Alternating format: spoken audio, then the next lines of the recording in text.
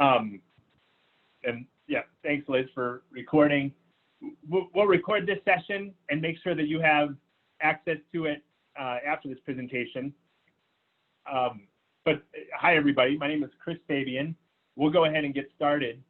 I know some of you who are participating today tuned into the ICMA Social Equity Budget Strategies webinar that we did last week with the City of San Antonio. We're going to talk certainly about how that budget tool that we demonstrated works and how implementation can work. We have some organizations who we have just been simply talking to over the last few months who are kind of new to all this, and we'll start from a very high level to make sure everybody has a basic understanding of what we're trying to accomplish here by way of methodology and tools. And then we also have two organizations who we currently work with who have new members who are just coming to learn about how they might actually be able to sign on for some of the cohort classes that we teach and get up to speed. So just wanted you all to know, as audience members, we have a diverse set of backgrounds where everybody's coming from to hear the presentation today. From our side, beyond me, I'm just going to open up with some introductory words on why we created this approach. We have Liz Johnston and Eric Keck joining us. So after my presentation, talking about the why, Liz is going to go into further detail about how this all works, how to put this data together. Liz serves so many roles on our team. Client leadership is about the best way to try to summarize everything that she does. She's been on board with our fiscal health initiative and helped create that launch for those of you who have participated in our financial scenario planning approach. She is part of the brains, her and Santina, behind this particular cohort style approach, and does client support for everybody from Kansas City, Missouri to Addison, Texas. I know we have folks from Missouri and Texas on the line. So Liz, thank you for being here and looking forward to your presentation. And we have Eric Keck, who joins us. Eric Keck, we were so fortunate to be able to get on our team about 2 years ago in 2018.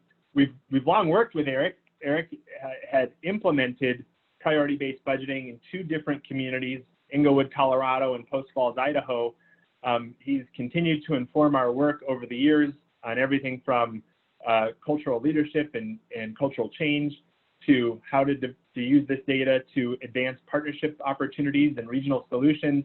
And now serving as a part of ResourceX, Eric is involved in pretty much every implementation that we have, ensuring that organizations use this data, whether they're heading in a social equity direction, whether they're heading in a resource reallocation, or in this particular environment, how to survive the pressures brought on by response to COVID.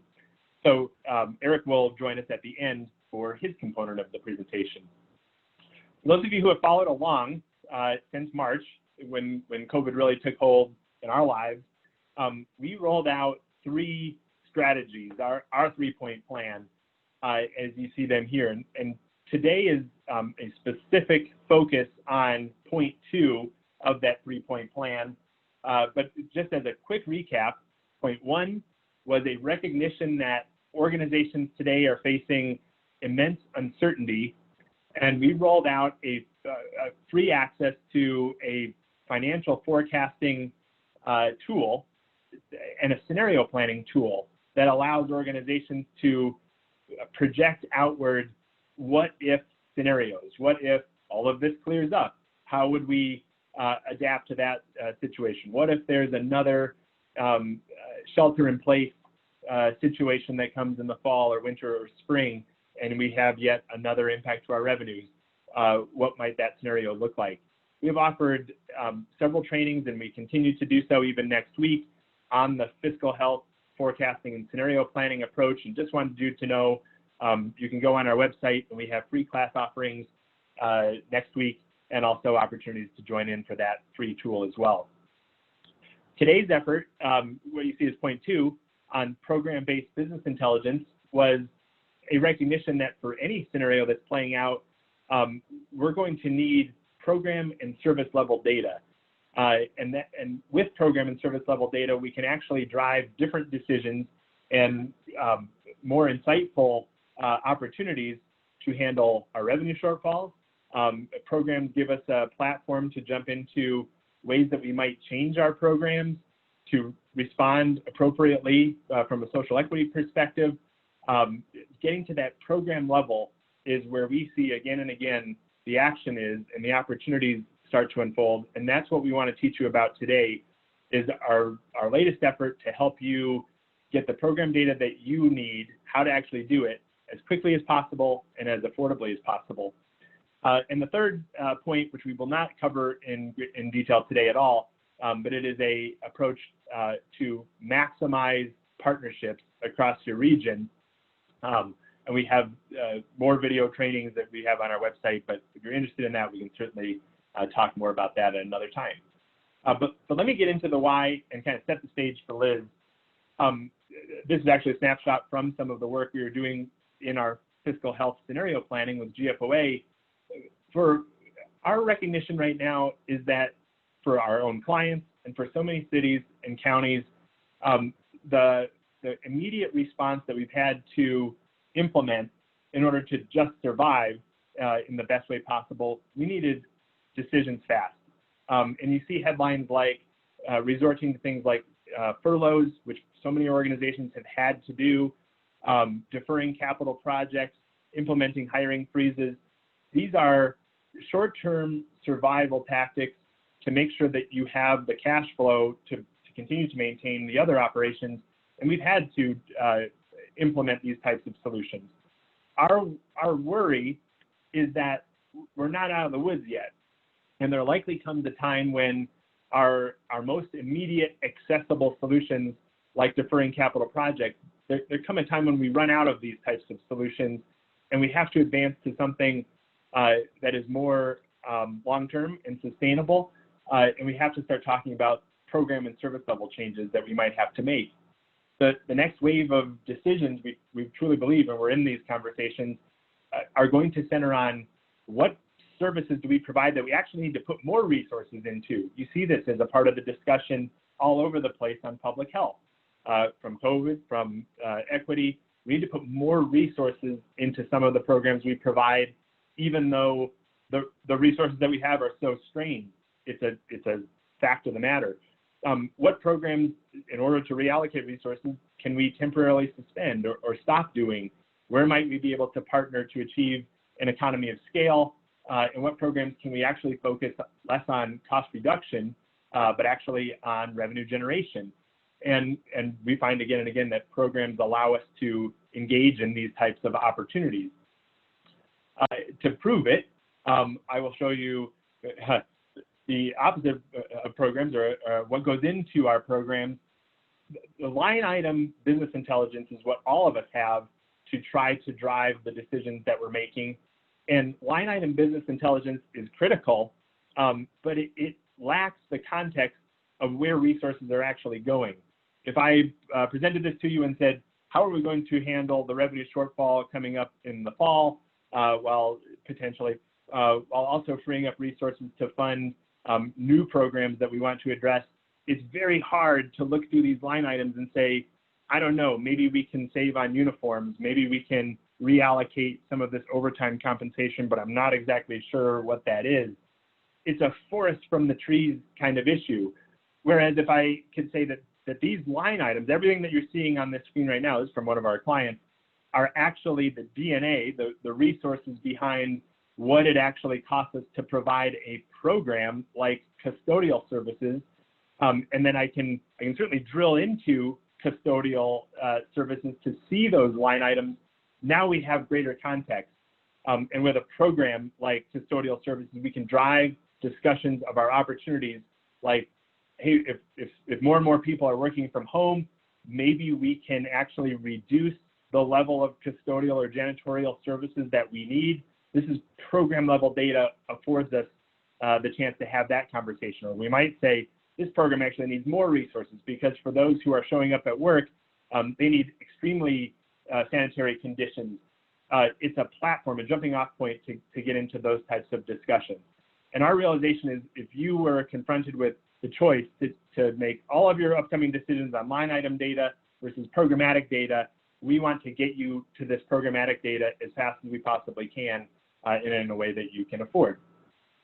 Where this goes, once we can start to use programmatic data and get into the conversations about options and opportunities that you might consider, you can imagine, this is right from our tools, drilling into your departmental information, getting down into a program level information like within solid waste, what does it cost us to do curbside garbage collection versus public education versus recycling. We can bring up how is this program curbside garbage collection funded, and then begin to drive discussions about where are the savings opportunities? What can we do to leverage the fact that fuel might be experiencing some volatility, and we can capture those savings in how we provide trash collection. Maybe there's a regional partnership that could be created and provide us an economy of scale, or maybe we start providing this program to our neighbors and it becomes a revenue generating opportunity because they can't afford to provide it at the level that they once did. And it's by maximizing these opportunities that we can then move into having all of the levers at your fingertips, program decisions that you might make to get through the revenue shortfalls that we're facing and simultaneously ramp up on how we're funding programs in need. This is an example of where we took those exact insights, all of those program options for a community, a suburb of Edmonton, and broke them down even further on which ones can be implemented within the next 6 months, within the next 6 to 12 months or beyond, and they could focus the specific program strategies that they might have to resort to, but it's like a playbook. If we need to focus on freeing up $1 million, here's where we would look, and so on and so forth.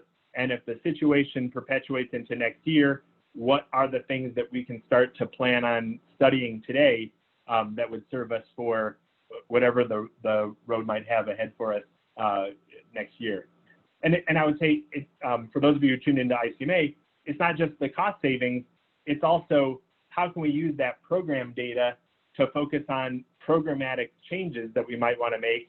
Here were 3 of the examples that we use, highlighting the work from the city and county of Denver, where talking about the program of snow removal, talking about the program of the impound lot, or talking about their approach to pretrial services, they could use the program discussion as a gateway to ways that they can change how they deliver these services to increase social equity across their community, which may or may not have an impact overall on their resources. So it's very exciting for us to be heading in this direction, how to equip you with this programmatic data. And our goal, as you see here, is full program inventory, complete cost of your programs, identifying all of the resources that go into them, and quite possibly all of the things we might want to learn about programs, such as degree of mandate, cost recovery, size of population served, impact on equity, and so on and so forth. As I attempt to start to bring this to a close and hand it off to Liz, I wanted to go big picture one more time and say, you all have this line item resource data. This is where we start our work with all of our organizations, is that there's tons of information that's kind of locked up in this line item data. What we do is flip in this idea of a program inventory, and what this graphic is showing is then we allocate those resources to the program, so we know how much they cost. We can continue to layer on pieces of information. This red layer says basic program attributes, and that could include things that we might want to know about a program, like to what degree is it mandated? Are there others who can help provide this program? They're tags, they're pieces of information that help us learn not only about how much they cost, but why we might do them. And we can continue to layer on additional pieces of information about each program, and with each layer, we increase our insights about what we might be able to do differently. That's the thesis of all of our work at ResourceX. It's program-centric, and we layer on data to learn more about what we might do. We're in your shoes, and the way we've envisioned this is that if you had but 1 to 2 weeks. You need to make your decision now. It is highly likely that you're going to depend far more on your line item business intelligence to drive those decisions. You don't have time. You'd have to be focused on hiring freezes again and furloughs and deferring capital projects. But if we could even get 30 days approximately, if you had that amount of time to think ahead and develop data that could serve you for better recommendations, then we can help you build the program and service level business intelligence to drive answers to those types of discussions. What programs need more resources? What can we do less of? What can we temporarily suspend? And so on and so forth. So this is our thesis. We need to help determine how we can develop a program inventory, develop those costs, and learn as much as possible. And as I hand it over to Liz, what we realized was that we had an opportunity where we can lower the cost to develop this data. If we have multiple organizations launching at the same time, and that's what a cohort is all about, we can spread those costs, just like we try to teach our own organizations. And then there's a degree of sequencing these classes to allow you to develop the data as fast as possible. And so as I pause my screen, I'll hand it over to Liz to tell us a little bit more about how this is actually going to work. Great, thank you, Chris. Let me get my screen switched over and move all of the faces to the other screen. Good afternoon, everybody. So Chris has provided you with some of the background behind why we've decided to move towards this cohort approach. And now I'm going to dive into some additional details. So essentially, as we get moving through this cohort, there are going to be 3 steps that apply throughout this process. 1, we will always provide you with the preparatory materials that you need, whether that's technology requirements or information that might be useful ahead of time. We have a library of videos and pre-work documents that we would supply to you ahead of any course where it was applicable. Then you will attend the course or cohort and participate in that course. And it is participatory. We will be working together. We will facilitate work hands-on, and then the apply section comes next, because we will ask that you take what you've learned from each course and apply it in your own online PBB model or in a homework workbook that we will provide. So to provide just a little bit more context around that, every single course is going to include an introduction exercise just to help us to get to know each other, why we're there, and to hopefully encourage participation throughout the rest of the class. We will go through a curriculum overview. This is us teaching you about what we're going to cover. Then each course will have a breakout session where you will be with a Resource X member working on the skills that we have just taught. Chris mentioned these program insights. What are you going to do with this program? What actions or opportunities are available? That is a part of every single session, with the exception of the prep course. So you will have, by the end of your cohort time with us, you will have a library of insights on your programs. We will wrap each of these courses with a group discussion and reflection. We'll talk about some of those questions in just a little bit, but each course is designed to not only teach you and get that hands-on training, but then to really solidify the why of what we've done that day through group discussion and reflection. There will be homework or post-webinar work. We will provide all of our slides via Google Slides so that we can be interactive with you through your slides. We will also, you will have access to your online PBB software as well to accomplish some of the tasks. We have broken this cohort into 4 sessions and an open session. So we'll look at the calendar towards the end of this presentation, but there are 4 main areas that we cover: the PBBi prep, program inventory, cost allocation, and the attribute evaluation. We offer PBBi prep and program inventory in the same week, and cost allocation and attributes in the same week, and those weeks will rotate. The only prerequisites for this particular cohort are half of it is sequential and the other half is choose your own adventure. So we do require that PBBi prep come first and program inventory second. There's not a lot that you could do with cost allocation or attribute evaluation without your programs, so that's why we order it that way. So during PBBi prep, you will walk away with some deliverables and the same throughout the process. I'm gonna kind of skip over that on this slide, only because we're gonna dive into those details in future slides. But I did want to let you know that the open session will happen every week. So whether you have gone through PBBi prep and program inventory, or you're in the cost allocation and attributes week, you can attend any open session that happens every single Friday from 10 a.m. to noon Central Standard Time. We do have a couple of directed sessions during that time. One is if you are participating in the cost allocation section, we'll work on your budget data during that time. But the rest of the time, that open session is really for you to bring your questions and to really help contribute to your cohort by asking those questions in a group environment so that everyone can benefit from your experience and the interaction with the ResourceX facilitator.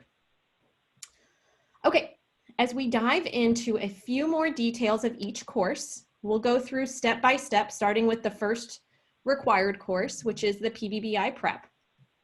During this course, we will start with understanding the PBBi phases. So the inventory, the costing, the attribute evaluation, understanding why we do that, talking about the cultural impacts that it will have on your organization, helping you to establish why you are going through this, and then how to communicate that back to your organization. And then we'll talk about timeline and set some expectations for both you and for you to share with your organization. The deliverables from this particular course will be a project charter to help you build out your communication plan and to establish why you're going through this process. You will actually work on a particular communication plan, and then we'll talk about that implementation timeline. So the PBBi prep is hands-on, working on the charter with ResourceX and your cohort participants, if they are from another organization or from your own. You will work on that in your breakout session. You will work on crafting a communications plan, again, in that facilitated hands-on, and an implementation schedule.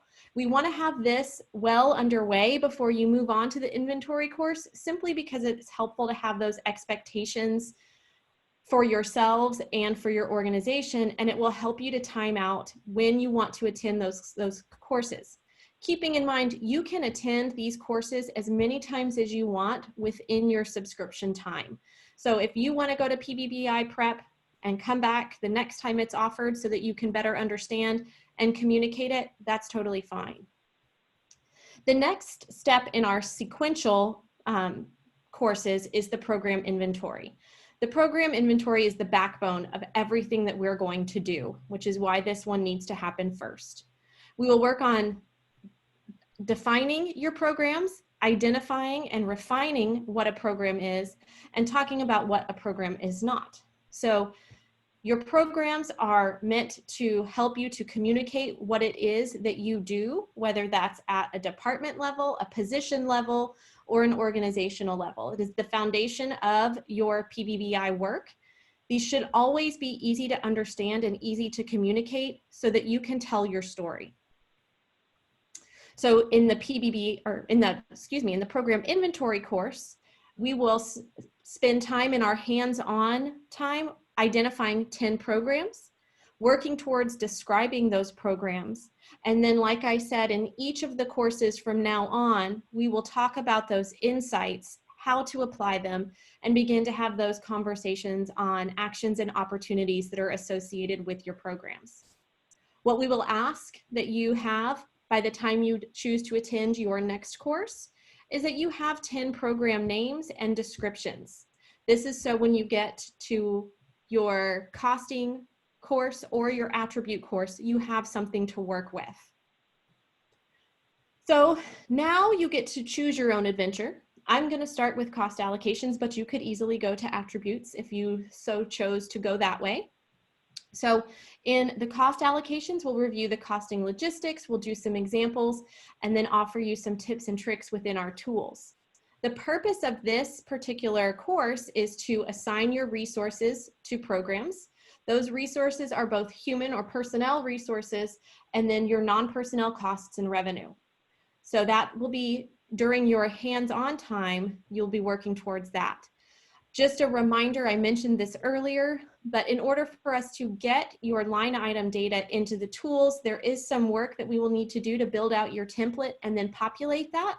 And we will work on that during your Friday sessions. So please plan to attend a Friday session to get that data worked out and uploaded prior to attending this costing course. So your deliverables from this course, every step of PBBi is working towards refining your program inventory. You are going to learn something about your program inventory through each step. So as you start trying to allocate your time or your expenses, you will learn something about your program inventory, and it is a living and breathing inventory that can be refined throughout this process. So that will be one thing we'll do. We'll allocate your time or somebody else's personnel time. We will also allocate expenses and revenue and add 3 to 5 insights. Again, always trying to make your data actionable. We will want you to continue to practice these allocations outside of this course. And then the final course that we'll talk about today is the attribute evaluation. So we have 5 basic program attributes, which are in that top hexagon: mandate, cost recovery, population served, demand, and reliance. As Chris said, these are to help better describe your programs.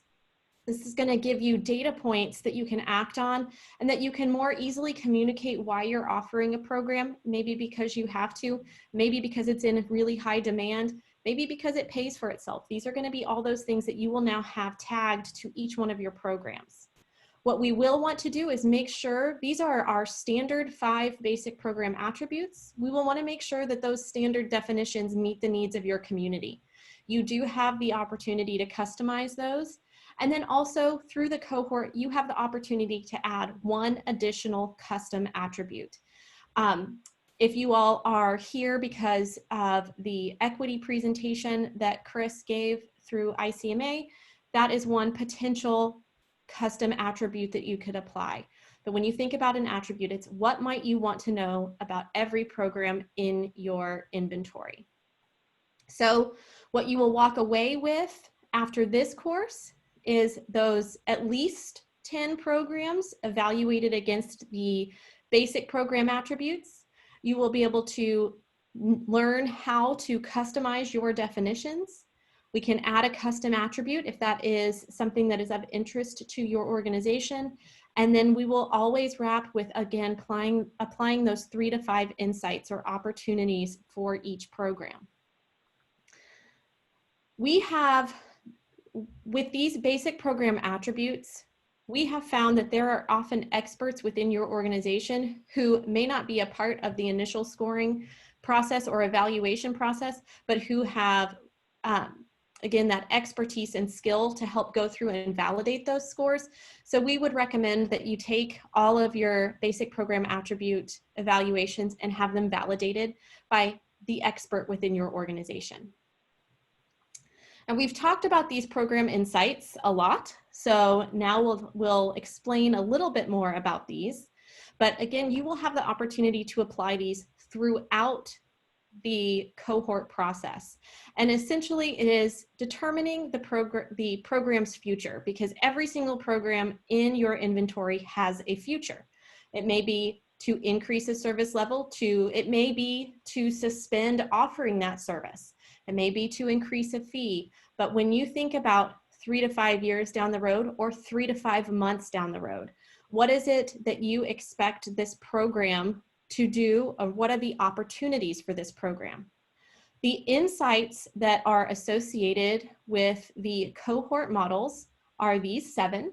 Status quo, you need to continue offering this program as you are offering it now, or you need to increase or decrease that service level. You could also tag these programs with the opportunity for a partnership, whether that's cross-departmental or looking out into your community. There is also the option to suspend or to look for an efficiency. So again, we will be working towards applying these insights to each one of your programs throughout the cohort process. I mentioned at the beginning that we will also be encouraging discussion as we work through each one of these cohorts. So for each one of these, we have taken some questions that we think are helpful as you try to wrap your head around everything that you've learned, to really retain that, and then to communicate why that's important. So there are questions associated with each one of the courses, and everybody who attends will participate in a small group discussion in your breakout sessions, and then we'll come back together in the main session to wrap each course and continue that conversation and reflection. So as we think about the promise of the process and what we are working to do in this kind of rapid implementation, we are working to create data that you can rely on, that you can apply immediately through the application of insights. And then as you've established those insights and opportunities, you can identify where you can take action both immediately and in the long term. I'm wrapping up as quickly as I can so that Eric has plenty of time to talk after me, but just a reminder of what you will get with each course. You will have a Google Slides workbook. Again, it will be specific to your organization, but it will be collaborative with ResourceX. So you will have coursework for each one of the cohorts that you can communicate back and forth with ResourceX via the slides, but then there will also be some homework that you can participate in through your workbook and within online PBB. The 2 types of cohorts that we are offering, and Eric will dive into much more detail on this, but organization-wide, this would be a 2-month subscription to the classes. Again, you can repeat classes, and 3 users per organization per course. So that means for each class, you can have 3 people from your organization sign up and attend. That doesn't have to be the same 3 users for each class. And then the no limit on total users is talking about access to the software. So when we talk about, you can have 3 users per course, but we can have as many users in the software. The option number 2 is the super user option, or training the trainer. So we will be making you the expert on all things PBBi so that you can go and teach it to your organization. Again, this is a 2-month access to all of the classes, and this would be 3 unique users per organization. So the same 3 people coming to each one of the courses, and again, you can repeat courses if you'd like, but it will be 3 unique users who will become the experts to teach. Here is the example of our schedule. It will always be 10 a.m. to 12 p.m. Central Standard Time. Today is a Tuesday, and we are in a PBBi prep week this week. So upcoming on Thursday is inventory. The next opportunity for PBBi prep is June 30th. However, should you get started with us prior to that, those open sessions are available to you, and we could begin working on your line item data and getting that formatted and into the tools. So there's still lots that we can do as we lead up to that. Once you are committed to the cohort, you will receive a link to this page. It has all of the registrations through the end of August. So you will have the opportunity to pick and choose your dates for any one of the courses, including the open sessions. And also on this page will be the links to the fiscal health cohort opportunities, which happen monthly. That is a huge benefit of your cohort participation, is the ability to also upload your data to fiscal health. So thank you all very much. The next prep course again is Tuesday, June 30th at 10 a.m. Central Standard Time. Thank you very much. I'm going to stop my sharing so Eric can take over. Thank you, Liz. And thank you everybody for joining us today. As a former municipal manager myself, I've been in your shoes and understand some of the things that you're facing today, and specifically the challenges that exist as it relates to making decisions, but decisions that are predicated on a budget. So as we've been taking a holistic view of how should we and how could we be able to provide a product that is more functional and useful for as many municipalities as possible, we began to look at several things that I've always thought about, specifically about engaging into priority-based budgeting in the first place. Number one thing that we've learned is that cohort learning is a very powerful means of learning. So kind of our David Letterman top list here of things to think about. Number one is cohort learning, in that you have an opportunity to join a community that is going through some of the same challenges and same methodology as you're going to be implementing with programmatic-based business intelligence.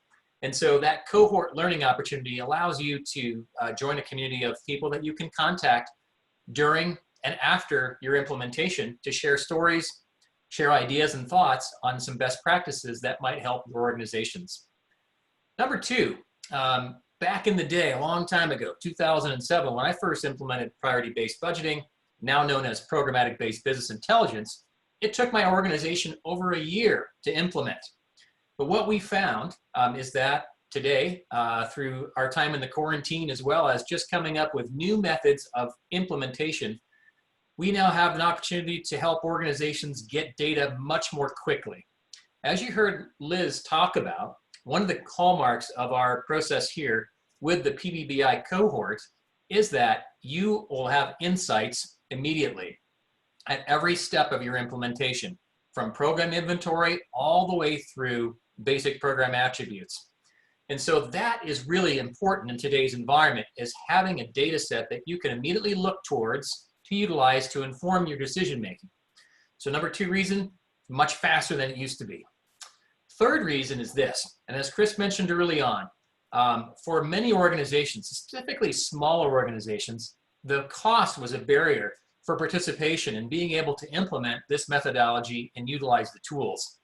But with the PBBi cohort, it is now a less expensive option as compared to the traditional one-on-one implementation of our methodology and tools. And we're going to take a look in a few minutes at that cost disparity. And then lastly, this is super important to me as well, and that is, how can we help organizations that implement not just do it as a destination? Great, we've got data now. The nice thing about the PBBi cohort, or any method of working with us today, is that we live and ascribe to this theory of learning and doing. It's one thing when you send somebody off to go learn at a conference or a seminar, but it's much more powerful in this particular PBBi cohort model that people are learning and able to do implementation on their own and learn at a high level so that they can go back and teach others. That's the level of the cohort that we're offering today. And that, ladies and gentlemen, is how also a culture of sustainability, a long-term viability of this particular methodology of a data-informed decision-making organization will be successful. So the cohort offers you that cultural piece to help you with learning that will lead for the long term. Next slide, please. So now let's talk about how this works from a cost perspective. On the left-hand side of the slide here today, you're looking at the cohort style of learning, which, as Liz talked about, is really broken down into two different options for you. One of those options, as Liz talked about, is that you have the opportunity to have as many different folks in your organization as you would like to attend the classes and their availability. That cost, just to start, the base amount for that cost is $15,000. That allows you to get your prep course as well as access to the software. And then as you decide, as you kick the tires, as you look in the windows and peek in and say, man, program inventory is great, let's do that. That's just an additional $5,000. And then as you want to add more of these modules on, it's very modular. If you decide to do costing, another $5,000. And then lastly, adding your basic program attributes, you can implement programmatic-based business intelligence for $30,000 in totality. If you decide to go down the route in which you want to have a limited number of users, so super users as we call them, those are the folks that really become, as Liz said, the trained trainers for your organization. That barrier for entry is even lower at $10,000 with $500 per module. Or if you went through all of the courses that we offer for $11,500, your organization would have the ability to implement fully PBBi. Now, if you look at that in comparison to the traditional way in which we do business on the right-hand side of the slide, and we still do these, if that's what your organization desires, is that one-on-one. In other words, we provide all of the Resource X personnel to help your organization to be successful throughout an implementation. The cost is significantly different. So a smaller organization, $50,000. Medium-sized organization, where we're talking maybe, you know, I don't know, population-wise, it depends, to $75,000. And large organizations that have $250,000 budgets and higher would be looking at $100,000 for a one-on-one type of implementation. And so, as you can see, cost no longer is a barrier for organizations, nor is speed. We can deliver speed, help you determine data both ways, but I know for smaller organizations, cost and speed together are two things. And thirdly, let's not forget that qualitative piece. We're able to provide through the cohort that cohort learning and that personalized attention for that 2-month period that will help you to provide that solid foundation to be successful. So after you've heard this today, you still might have questions. We're here today to answer them, or certainly we'll be open to answering any questions or concerns you might have, or spend some time one-on-one after this. But right now, we're going to open up to questions, whether through the chat, or if you want to come off mute and ask a question, by all means, please feel free to do so that we can help to answer those.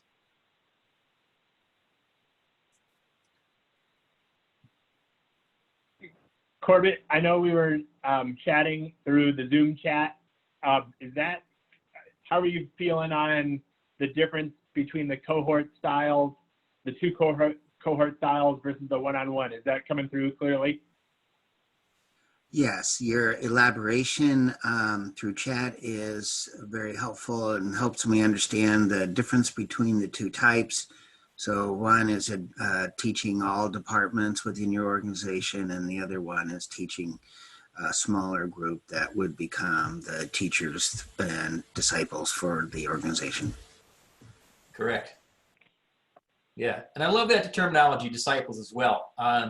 We don't want converts in this particular method of product delivery. We want people that will go out into their organization and promulgate and teach why this is important and how having a data-driven decision-making or data-informed decision-making tool, such as programmatic-based business intelligence, is important. Great question. Others that might be out there today.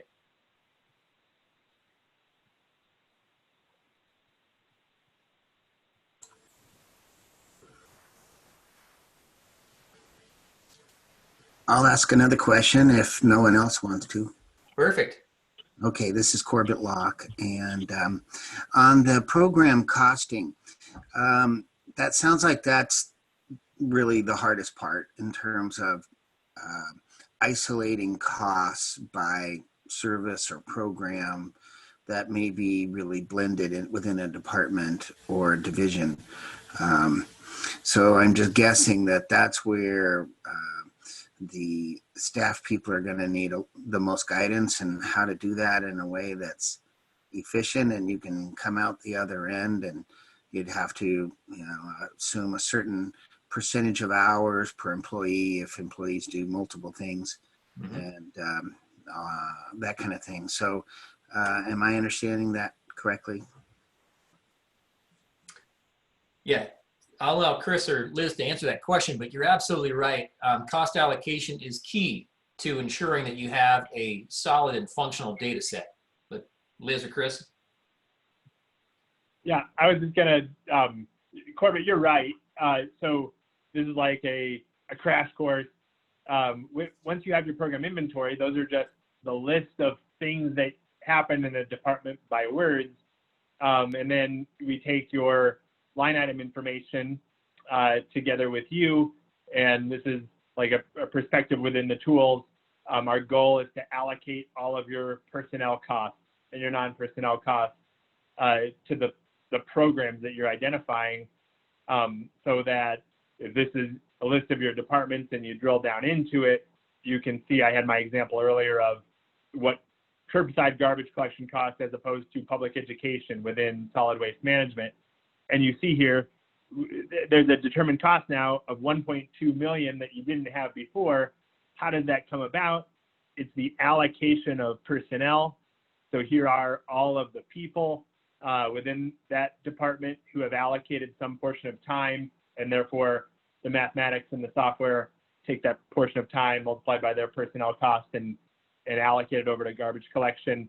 There's a non-personnel allocation as well. That's how those costs are determined. So it's nice. The beauty of the software is to go through a consistent cost allocation approach that makes it simple within the tools, simpler, and then you end up with that understanding of where those resources are going at a high level.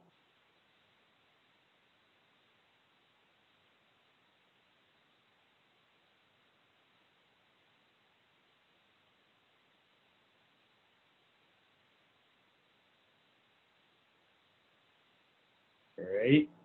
I know we've got, anybody else have, Corbett, thank you for those questions. And keep going if you had more. But if anybody else has questions on either the how inventory works and costing and producing this data to give you actionable opportunities, or the how for which path is right for you and your organization, certainly let us know. And Eric Keg, if you wouldn't mind typing your email address too for follow-up questions as they occur to you after this session, that'd be great.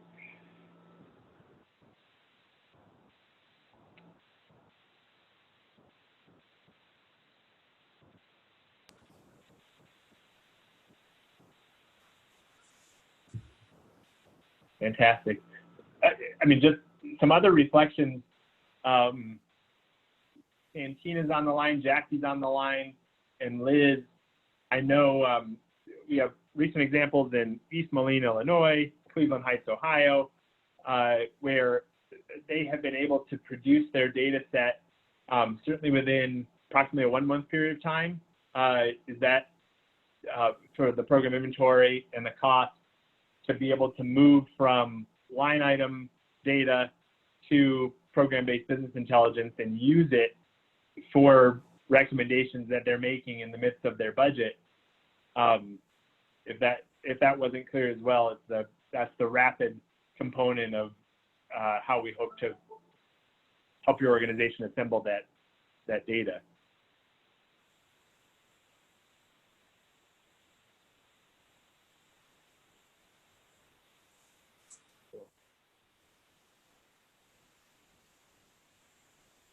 Well, I'll ask another question just to fill the time and keep everybody here. go for it. Okay. So organizationally, I find that directors don't want to do this. They believe in the services they provide. They believe they know what's best, and they're being told to do this. It's not voluntary on their part. And so are there particular carrots that are great for this to lead versus just the stick and saying thou shalt do it? Because there's a lot of work involved, and if their hearts and minds aren't into it, then you're not going to get a good product. I'll chime in with something. I know I got to believe Eric Keck is ready for this one. Corbett, the reality that the organizations we're working with are facing is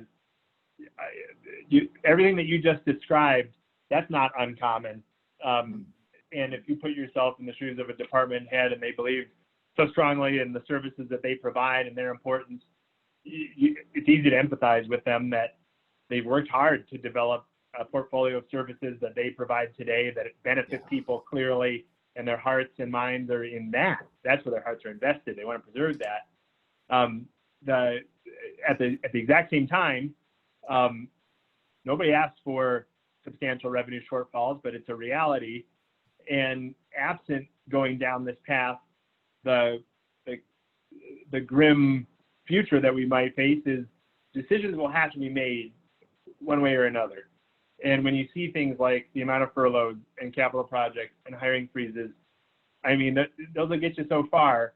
And there comes a point where we're going to have to manage this budget in the short term, and we're going to have to think about how we might do things differently, not because we asked to do it, but because the environment requires it. And that, for some of our organizations who have, done really well in coming up with a whole host of opportunities to deploy, it's partly because they know the consequence of not going down this path is that they're still going to have to come up with these recommendations from a line item level some way, somehow. And it feels far better to be participatory about, here's what I'm doing, here's where we could centralize internally, here are different approaches. That is just my most passionate take is this is a preferred way to do it in a collaborative setting, but I would turn it over to EK as well for some of his wisdom. Yeah, thanks, Chris. Corbett, great question. I could talk for days on this because that question that you just articulated is one of the most important ones that faces organizations today, specifically government organizations. And we're talking about inertia, right? We're talking about trying to change inertia or direction, momentum that has been in play for Lord knows how long in an organization, right? So all of a sudden, their department directors are being asked to move away from a methodology they feel really comfortable with, the line item budget, to something that is foreign to them, being programmatic based budgeting intelligence and business intelligence. And that's difficult to do. And you asked about carrots.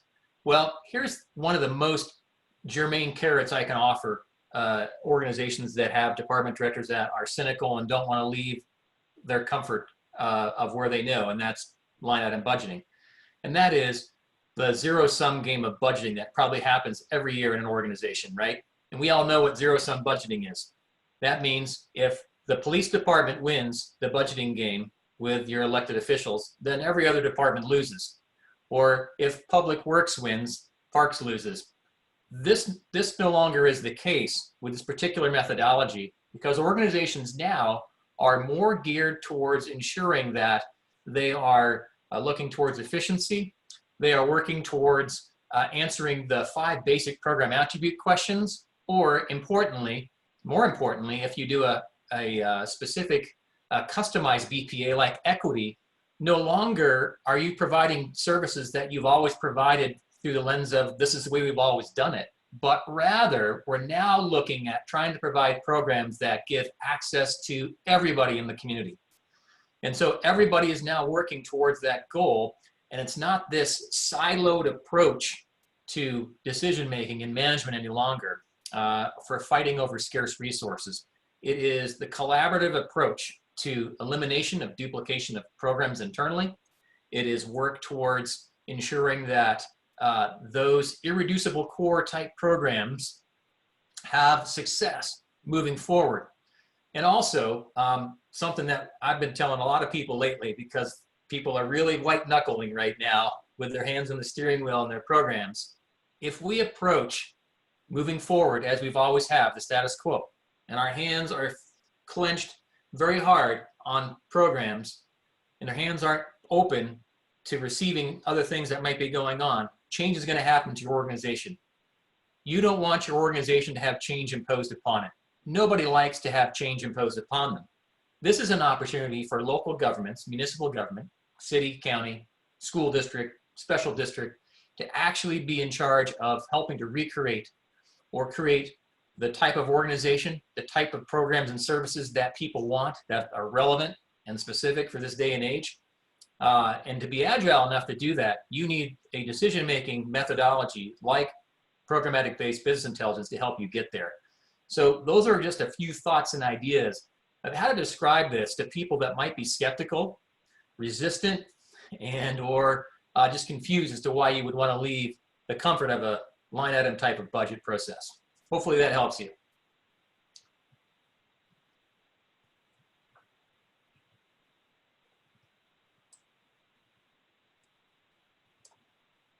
Well, everybody, we're towards the end of the session. Thanks, Eric, for leaving your email address there, and thanks, Corbett, for being bold enough to come off mute and ask great questions for everybody. Thanks, Liz, for your presentation.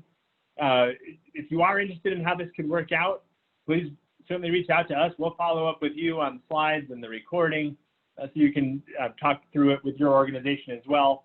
But it truly is our privilege to present the opportunity to get you data when we think organizations desperately need it. And without programmatic data, I know you will be somehow, some way making decisions, and we want to make sure that you're making the absolute best decisions possible, and that's where our passion lies. So thank you for tuning in and spending the time with us today, and we very much look forward to continuing the conversation. Thanks a lot, everybody.